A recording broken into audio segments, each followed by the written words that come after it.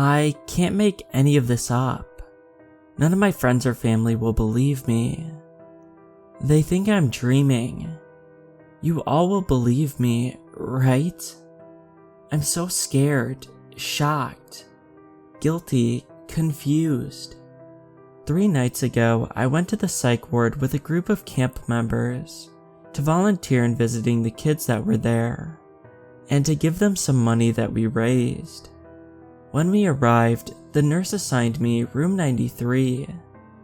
Inside, there was a girl that was very lonely.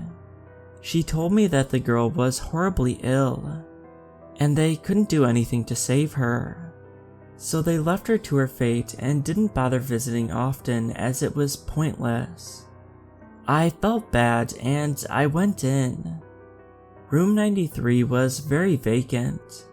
No nightstand, no rug, no comfort. Just gray walls, a small window with a boring view of the rooftop next door. A chair in the corner of the room. And a hospital bed with many machines and heart monitors. And in the bed, there she was.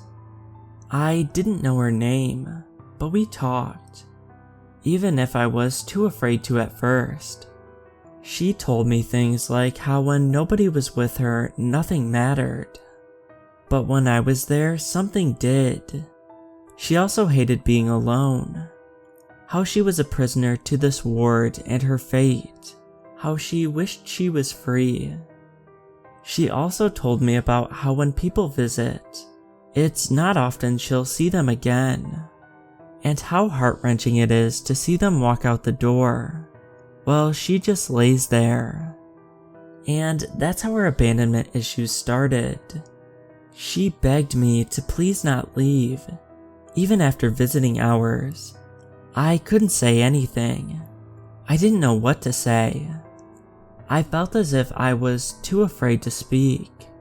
So I only nodded at her request and sat in the chair that was provided at the corner of the room for many hours until it was time to go.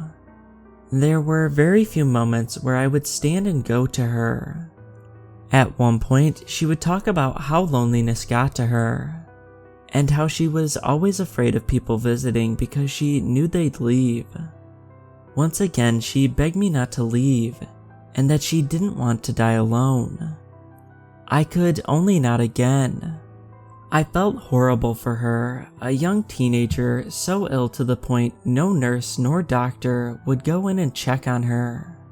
Her fate was actually sealed. There was no way out. Even if there was a tiny chance, it was impossible. The only thing for her to progress was to die.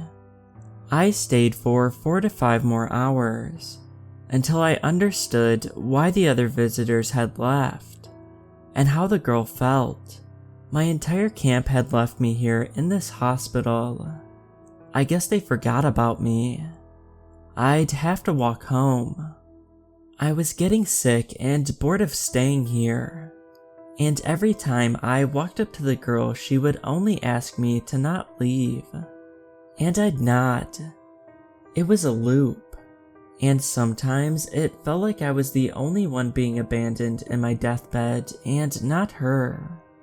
I didn't want to leave her, but I couldn't stay here forever. Another hour had passed until I finally got up and went to the door. And she immediately called to me, asking where I was going and begging me to stay. It was too much. I couldn't say anything to her. I didn't want to. Cold sweat ran down my face as I grabbed for the handle, and she continued to beg me not to leave. She mentioned not wanting to die alone again, and I only heard a slight "I'll miss you" as I left. But those were the last words I heard from her before I left the room. When I came outside, the lights of the entire hospital were still on. My eyes flashed with colors as I had been sitting in a nearly dark room for hours, newly adjusting to the brightness. I noticed 2 of the nurses giving me looks of pity and unreadable discomfort, but they immediately walked away once I looked back at them. I was too tired to question it, so I just went for the front door and walked home until my feet felt like they were about to fall off. That night, when I finally returned home, everything hit me at once. The guilt for leaving the girl there to her fate, as if she already wasn't dying. The thought of her having no one. The thought of her just being in that empty room. The opportunity she would have had if she never got sick. I decided I'd return to her the next day. Part of me wanted to get her out of there, but that part of me instantly shattered when I realized that just wasn't possible. I could barely sleep that night. All I could think of was the guilt and shame I had of leaving her. It was overwhelming. And if she was going to die alone, because I couldn't tolerate just falling asleep in a chair and staying until morning, I would be absolutely furious with myself.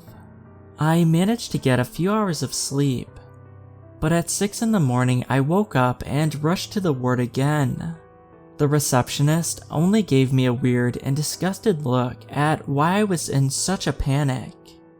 I explained to her that I needed to go to room 93 as soon as possible, and that I would be visiting every day from now on.